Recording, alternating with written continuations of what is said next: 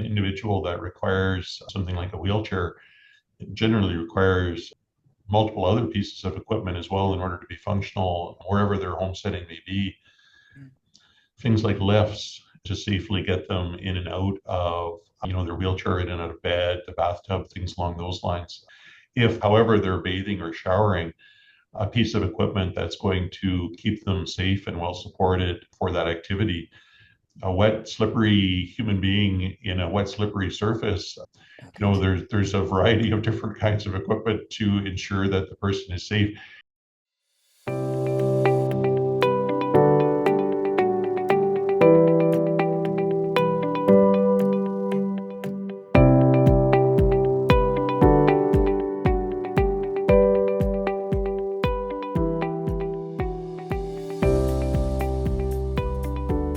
Hello, and welcome to Forever Home for Our Kids with Disabilities.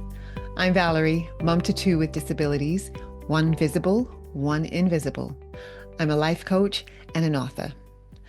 This space has been created to help you navigate the journey of creating a secure, sustainable forever home for your child. We'll chat with parents on this path, realtors, financial planners, and other experts who can make the process easier. Why am I so passionate about this? Because seeing my eldest thrive living independent of us was a gift I didn't always know I could give. I want you to have the opportunity to explore giving that gift to your child. Hello, and welcome to today's episode. Today, I have a gentleman as our guest who I've known for many, many years. We are going to be talking to Al Neary, who is a Calgary boy living in the northwest quadrant of the city for most of his life, attending all three schools on the same street. Imagine that.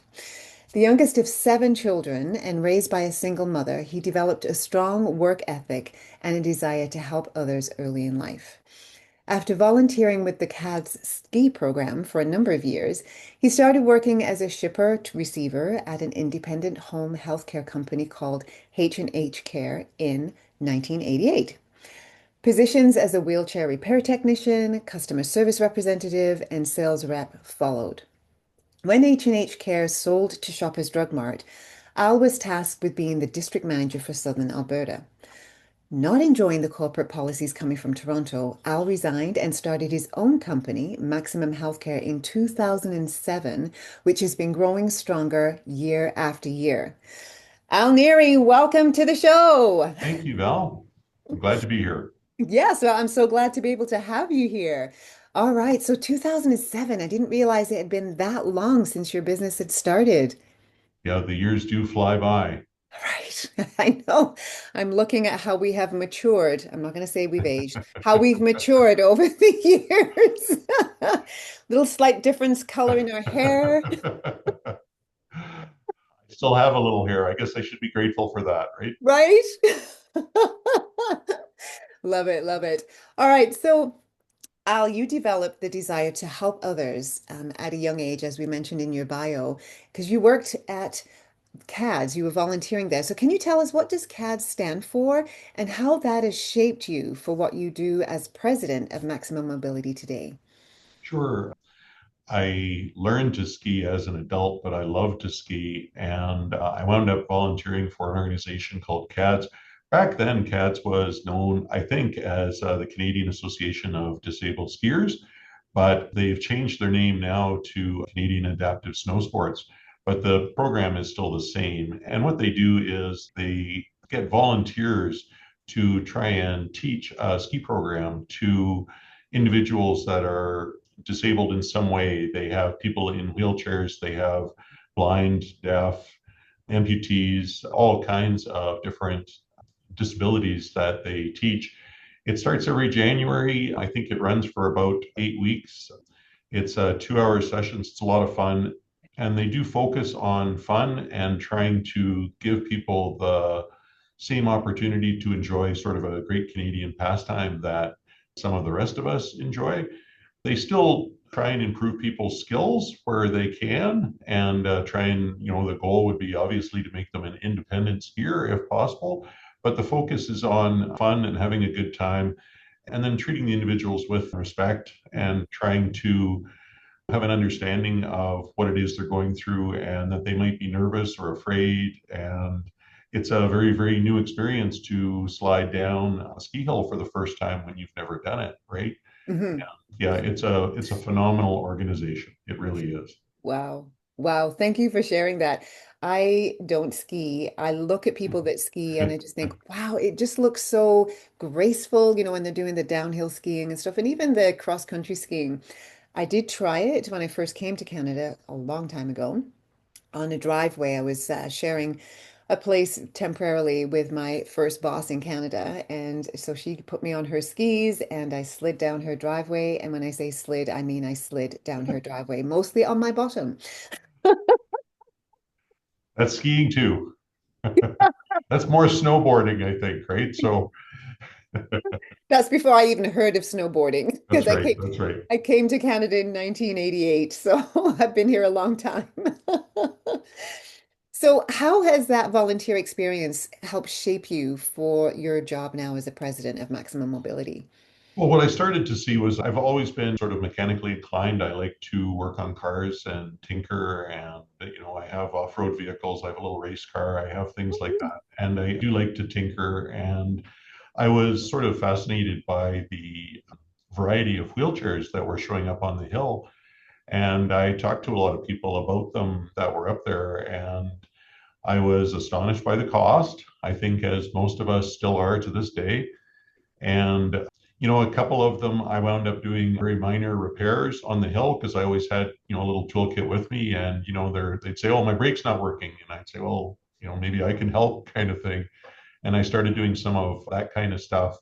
And then a friend that I used to work with, because I worked as a grocery clerk in a grocery store up until that point in time. And he had left and started in this industry. And as fate would have it, he called me and said that they were looking for a shipper receiver Mhm. and asked if I would be interested in the position. And back then, the company was small enough that the shipper receiver also went out and did all the installations of wall bars and all those kinds of things. And Mhm.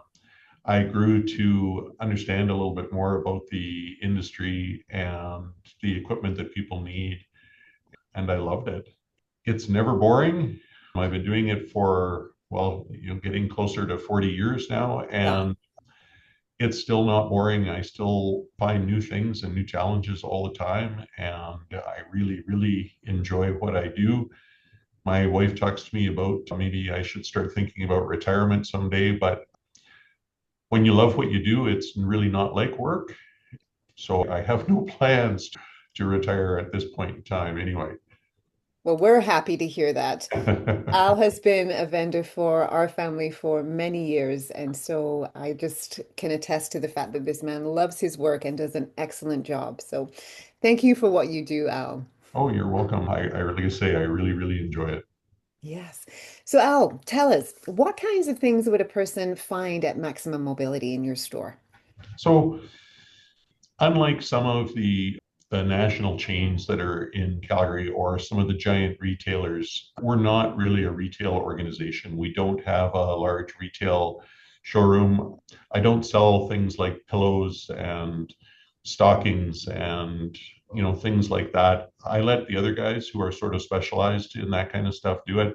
One of Mhm. our competitors have 15,000 square feet on McLeod Trail. They're good at it. Let them do it, kind of thing. We're known more as a rehabilitation vendor than a retail dealer. So we focus more on rehab, some complex rehab, high-end rehab, things along those lines. So, if you were to walk through my warehouse, you would see everything from wheelchairs to hospital beds, change tables, commodes, bathroom equipment, lifts, scooters, a little bit, all those kinds of things. We don't really get into lift chairs and stuff. We sell them to sort of families and friends and preferred customers. But again, it's a retail item. It's one of those things that's really nice to go to the big store and sit in first. Yeah. But if it's something that's a little more complex, something that is going to be sort of used every day as opposed to just occasional use, that's sort of where we focus and where we specialize. We've been doing that for many, many years, and we don't do vehicle adaptations. Again, there's some excellent businesses in Calgary that do that kind of stuff. Hmm. We don't do incontinence supplies because, again, it's almost a business unto itself, and there are people who are very, very good at it. So we just focus on rehabilitation equipment. Cool. Love that. Love that. So you were mentioning about these chairs. So it's sounding like you customize them for people. Am I getting that right? Yeah, you're 100% correct. So as you know, of course, a wheelchair comes out of the box. It doesn't even have a backrest or a cushion on it. And so we focus on ensuring that the person is comfortably seated. Comfortable is one aspect of it, but functionally positioned so that they can actually operate the equipment. If someone is falling to the side because they're poorly supported, it's very, very difficult for them to actually drive, Hmm. whether it's a manual wheelchair or an electric wheelchair. But if you can get someone properly positioned, belts, cushion, backrest, lateral, thoracic supports, head support, chest support, whatever else that they may need in order to feel stable and secure, then they can focus on driving. It's also far less exhausting for them, where they're not trying to hold themselves up. The system is providing the support that they need to where they feel safe. It's less mentally fatiguing as well if they're not concerned about trying to hold themselves up in a position where they can be functional. Hmm. So the wheelchair out of the box is just the beginning. We spend a significant amount of time trying to ensure that the chair is set up properly, comfortable, and then, of course, we spend a significant amount of time trying to run through all the various features with the families at the end of the appointment so that they understand how things work, understand sort of basic upkeep, things to look out for, things as with children when they grow, what to look for when things aren't fitting properly anymore. Some adults grow too, but in a different way, and that's an issue as well. And people deserve to be comfortable. They deserve to have dignity in their equipment, Hmm. and it's hard to be dignified if you're falling out of your wheelchair. So the main challenge isn't really the wheelchair, it's getting the person set up in the wheelchair to where they can be functional. All right. So, Al, you've shared about the fact that people in a wheelchair need to be dignified, to be comfortable, so that they can function well. So, you spend a significant amount of time making sure that happens. So, that's great. And I love to hear that. So, is there follow-up once you get these people in the wheelchairs and set up? How does that work? So it's a little different for me, especially because I primarily work with children Okay. and children grow. So the good aspect of that is the parents recognize that the equipment isn't fitting them very well. Hmm. And there's frequent appointments to, in Alberta anyway, it's referred to as seating clinic. And there's pediatric seating clinic runs from the Alberta Children's Hospital, and the adult seating clinic runs from the Dr. Vernon Fanning Center, which you're very familiar with. Yeah. With children, of course, we wind up seeing them on a regular basis because as they grow and change and their abilities change, we are seeing them more frequently. And I think the follow ups are much more frequent. Yeah. To be honest, with adults, it's sort of user driven. Mm. If an adult is independent and they aren't calling us to say that, hey, you know what, things aren't very comfortable, I need some adjustments. The way the ADL program, our funding agency, our main funding agency in Alberta is referred to as Alberta Aids to Daily Living, or AADL. Hmm. The way they're set up is they actually don't want vendors reaching out to people independently and saying, hey, it's been a year since we've seen you. We should get your wheelchair in for service and we should take a look at your seating. We're actually not allowed to do that. Wow. It has to be user driven. Hmm. So if we don't hear from you, we assume that everything is okay. Hmm. And if we do hear from you, then obviously we're happy to try and help. Okay. Well, I was not aware of that. In the adult world, it's user driven. So, parents, make sure you write it on your calendar to have a check-in because to be honest with you, Al, with our daughter Melody Ann, I wasn't aware of this. And so, yeah, and that's something that I have started to do now is just checking in with, okay, when was the last time Melody Ann was seen at maximum mobility and when does she need to go again? So Yeah. just a reminder, parents, that yeah, in the adult world, especially in Alberta, I can't comment for any other districts or areas, but it's good to know for Alberta. So thanks for reminding us of that, Al. The government program publishes what they refer to as approved product lists. And the approved product lists list quantity and frequency. If you need a replacement cover for your wheelchair cushion, well, you're eligible for one every year. If you need a new Mm, seat belt or upper thoracic support, things along those lines, it's one per year. Backrest is one every 3 years. Cushion is one every 3 years. A lot of people forget. We try and tell them that at the appointment. And I actually do suggest if you use an electronic calendar to just enter it. The stuff wears out. Even cushions, which aren't, it's not always obvious, but if you're spending 6 to 20 hours a day sitting on the same cushion, that foam or gel or air or whatever it is does deteriorate and break down over time and yeah. does need to be reviewed and replaced periodically. Hmm. And our government program is excellent, and they do recognize that it does need to be replaced. But the responsibility is on the user to drive that. The vendor is not allowed to Right. reach out and contact them. Yeah. And as you were talking, we're given as parents or caregivers, we're given this information, but it's information overload because there's so much else going on. So I honestly can admit that I never took that in as far as, oh, this is, you can be replaced every year, or we can have a tune-up done. Is it every year, I think, or every couple of years? So again, that's a common misconception. Essentially, as the chair needs service or work, it can be serviced at any time. It can be serviced multiple times a year if required. The AADL program, again, I can't stress enough. I think it's probably the best program in North America, Yeah. but all programs have limitations. The program sometimes looks at a chair that's had no service work done to it, and suddenly it's 10 years old, and the family's asking for, something that's new because it's worn out. And the government program looks at it and says, well, in 10 years, you've had it in for service work twice. It can't be that bad if it's only been serviced twice. And meanwhile, it was actually the dad that's been doing all the service work on the chair, Yes. and so it almost works against them in those cases, kind of thing. So having the chair maintained and tuned up is important. When you get a brand new chair and it rolls out of the room and everything is perfect and working perfectly, you don't realize how good it is. And things like bearings and tires and Mm, all the other components, they degrade very, very slowly over time. It's not usually an obvious failure, but you may find that you're working harder to do the same thing, that your batteries don't last as long as they used to, like any things along those lines. And yes.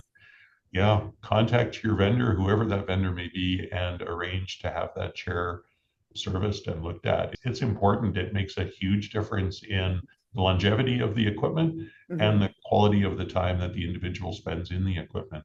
Exactly. So Melody Ann is in a manual chair and is pushed, so she's not able to maneuver herself. So it's only when the staff, well, initially it was when the staff that are caring for Melody Ann would tell me that it's really difficult to move her chair. Like we're finding it a little bit harder. So case in point, right? Yeah. Yes. Yes. All right, Al. So when people hear mobility equipment, they often think only about wheelchairs, but can you share how your work actually supports independence across daily life, like with bathing and transfers and moving safely around the home? Sure. So, mobility device, things like a wheelchair and stuff, is certainly, a big part of what we do. But as you mentioned, that's just one aspect of it. An individual that requires something like a wheelchair generally requires multiple other pieces of equipment as well in order to be functional wherever their home setting may be. Yeah. Things like lifts to safely get them in and out of, their wheelchair, in and out of bed, the bathtub, things along those lines. If, however, they're bathing or showering, a piece of equipment that's going to keep them safe and well supported for that activity. A wet, slippery human being in a wet, slippery surface, Okay. there's a variety of different kinds of equipment to ensure that the person is safe. Even something as simple as grab bars on walls Hmm. to give a person a sense of security. A lot of individuals, they think, well, I don't think I really want that wall bar on my wall where I step into the shower, but any human being, whether they're special needs or not, if that bar is there, they will reach out and put their hand on it because you're stepping into a wet, slippery surface. It's just what our brains do for us. It's just logical to reach out and grab that. Toileting is a big one. A range of commode chairs, some of Mhm. them that would be used on top of the toilet, some of them that would also share a joint purpose of being a shower commode chair, where the individual would be, if they're lucky enough to have a roll in shower in their home. It's just so much easier to be able to put someone into something like that and then have them safely rolled into a shower instead of an additional transfer. Exactly. Not to say that some people don't like to be transferred and then have a soak in a tub. Many of us enjoy that, and if that's what they enjoy, there's certainly bathtub lifts, there's bath chairs, there's Mhm. a variety of equipment, ceiling lifts that would allow them to be lowered down into a traditional bathtub so that they can enjoy a soak in a tub. Hospital beds, change tables. Yeah. There's a wide variety of equipment that we sell in order to ensure that individuals are comfortable and well supported and as functional and as possible in all aspects of their life, and to keep both them and the people who care for them safe and injury free. Yes. Yes, which is huge, which is huge. All right. So, Al, you'd mentioned the commode being able to go into a rolling shower. So we are very blessed to have that in Melody Ann's home. So when we bought the home, it had been built for a lady with MS. So in the master suite was this beautiful ensuite bathroom. And so Melody Ann does have a commode where she can sit over the toilet and then be rolled right into her shower. I have to say it is beautiful. It works so well. And it, again, as you mentioned, just saves that extra transfer so that she can go from being on the bathroom toilet to going to get showered. So we really appreciate that. Yeah, they're great. Yeah. Yeah. I wish all the builders did them as just standard. Right. Wouldn't that Everyone be? likes them, you Yeah. know. Some of the higher end homes now you're starting to see them, and hopefully there'll be a trickle down.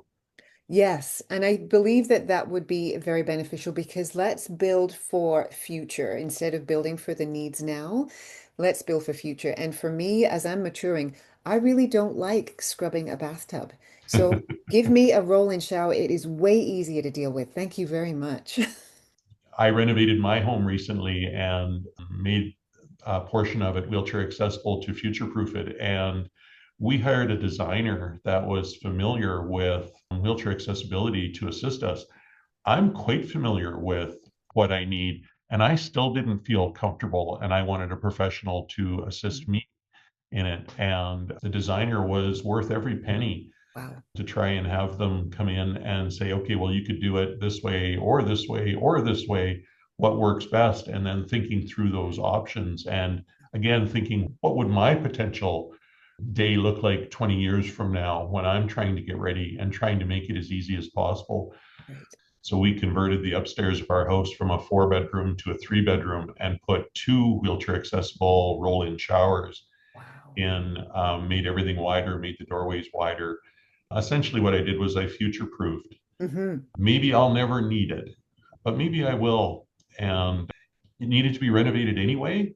Yeah, So why not make it to where it's going to work for me regardless of what my abilities are as I age? absolutely. And just think of the selling feature as well, No, right? absolutely. Yeah. Yes. And it's Love that. beautiful.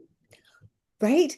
I think a lot of people think they're going to look institutional, but they don't. Not You at guys really all. don't. Yeah. Yeah, awesome. All right. So, when families come to you feeling overwhelmed by mobility challenges, Al, how do you help them reframe the conversation from limitations to independence and possibility?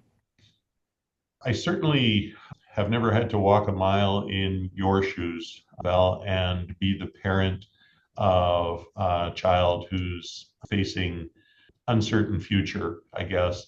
But I do recall, like, there was a child that I worked with many, many years ago, and parents were reluctant to get into a mobility device because they said the child was, doing okay and he was still able to keep up and everything else. And I met both parents and the school therapist at school, and it was circle time, which is, for younger kids, they all sit around in a circle down. And their child was participating and he was doing just fine.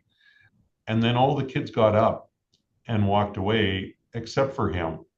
Mm, And it was a powerful illustration of the fact that he couldn't keep up with the other children unless he had a tool to mhm, assist him.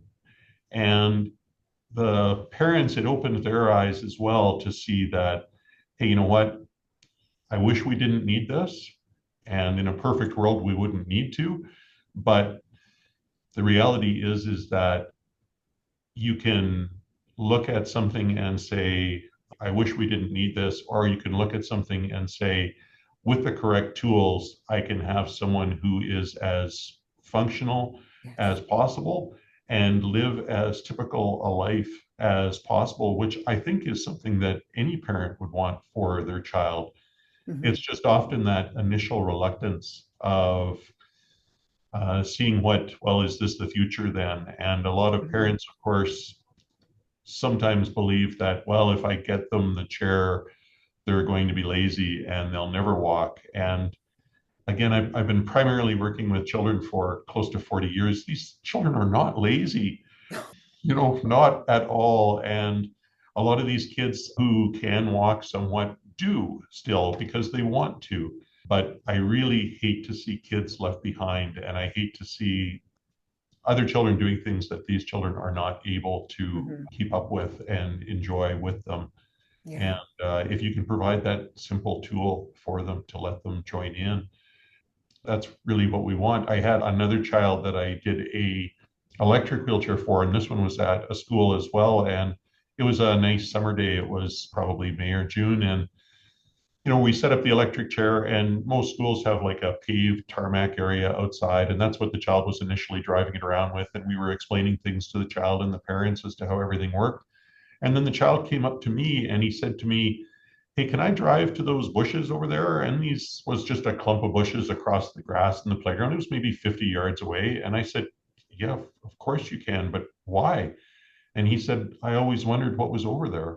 Oh, bless him. And I thought, yeah, you go, buddy. And he was probably disappointed when he got there, but there's always going to be something that's going to be that 50 yards away that these kids or adults want to be able to get to. And if we can just give them the simple mechanism to allow them to do these things and to be able to be, as functional as possible, I always focus on function. Then how can we hesitate or deny? I mean, I can walk to work, it's 15 kilometers. I choose to drive because it's faster and I'm not exhausted when I get here. Right. So, how is that different than a person who can walk a little bit, getting and using a wheelchair Mhm. and being as functional as possible? It's just a tool, Yeah. it's nothing more. Yeah. Love that. Thank you so much for sharing those stories. Yeah. As you were talking, I was reminded of when Melody Ann was younger and we lived in Nova Scotia for a short time. And so that's where she did kindergarten. And it was just so lovely to see the other kids because kindergarten age, 5, 6, 7, the kids are all about curiosity, right? And so it was just so lovely to see these kids fighting over who could push Melody Ann around when they did gym. They loved to push her around the gym as they did their laps around the gym. And it was just so amazing to see the inclusivity of these children because they just wanted to be with everybody and everybody to join in. And I just sometimes wish that would continue as our children get older. I love that story, and it's something that I see on an ongoing basis when I'm in schools. It's often a competition in order to help that child get pushed or whatever else. But for me, it's about that inclusivity. And the younger kids are when they start that, the more sort of typical and normalized it is for them. And hopefully, those children that have had classes and experienced part of their growing up with a special needs child, they'll continue to have a greater understanding and share that understanding with people who haven't had that opportunity. That these are just people, and they wanted to be treated like every other person, and they want to have the same opportunities and challenges, but they want to be included and just give them that opportunity. That's all that I think any parent, or regardless of the age of your child, whether they're, 4 or 40, it's still your child, and we still want them to have the same opportunities, and we still want other people to engage with them. And I love when I will frequently install front tires on manual wheelchairs that light up Oh, when the chair is pushed. And what that does is it brings other children over to that child to say, mhm. hey, those are really cool wheels. Yeah, And maybe that child is verbal and can talk it over with the kid, and maybe they're not, but it still gets them engaged, and it still brings other kids over to them. And it makes it so that they're not afraid of that piece of equipment. They're yeah, just curious. Kids are right. naturally curious, and I like to encourage that. And sometimes the questions that they ask are not necessarily politically correct, but it's because they're children. And as Yeah, a child, that's an acceptable question as to, hey, how come you're in a wheelchair? And, answer that, well, their legs don't work the same as yours. Oh, okay. And then they accept it. yes, And kids are very, very accepting. And it's so beautiful to see. It really yes. is. Why I prefer working with children. I just love working with them. And you're great at it. Oh, thank you. All right. So, when families are planning their child's forever home or modifying a home, what areas, Al, do you think are most overlooked, especially when it comes to bathrooms, bedrooms, and safe transfers? Sure. I mean, what I usually try and tell people is think of a typical day. Okay, so you wake up in the morning and you go into your child's room and you assist to get them dressed, and then you move them into their wheelchair, or you're getting them bathed in the morning, Mhm. and then you're going to dry them off and get them dressed and into a wheelchair. So I try and have them run through a typical day. And okay, so how's that going to work in this new home? Mm, Are you going to have space to do that? How are you going to dress them? Where are you going to dress them? How are you going to transfer them? I've had people who have moved into homes and then they call us over and say, yeah, we want to get a lift in here. And I go in, and the bedroom is the size of a closet. And the bathroom is down three sharp turns and a tiny doorway. And I'm now sometimes it's a monetary thing, and this was all they can afford, and let's do the best we can to make it work. But sometimes it's just a lack of foresight in taking a look at what is my day going to look like when we move into this house, and how are things going to work. You know, Something like a ceiling lift, which is just a piece of track that mounts to a ceiling in the room, allows an individual to be picked up without taking up a lot of space in mhm, the bedroom the way a more traditional or old school floor lift does. mhm. So if you're moving into that house, when people are thinking about where they're going to put the bed, well, how are you going to position the track? Well, we want the bed in front of the window. Okay, well, is that going to be a good spot for the tracking? Right. Where's your transfer area going to be? Are you going to go just from the bed to the wheelchair? Are you going to go to the bed to a commode chair? Are you going to go on a continuous piece of track all the way to the toilet or shower? Just think it through, plan it out. If it's a new build or if there's renovations involved, if we can get in there, the sooner the better. Yeah. It winds up saving you money. We don't charge anything to go out and take a look at the property. And sometimes, if it's a new build, especially or renovations, we will pre install some hardware and brackets before the drywall is in place. And that greatly reduces the cost Mhm. to the homeowner when they're trying to do this stuff afterwards. It's little things like that. It's planning. Washrooms, especially, most houses, a bathtub is roughly 5 feet wide. The houses that I grew up in, the bathroom was 5 feet wide and maybe 10 feet long. That's a tough space Yeah. to work in. Is it going to work? How are you going to do it? How are you going to bathe? How are you going to toilet? Think it through before you sign on the dotted line, if possible, to ensure that you're going to have a workable space.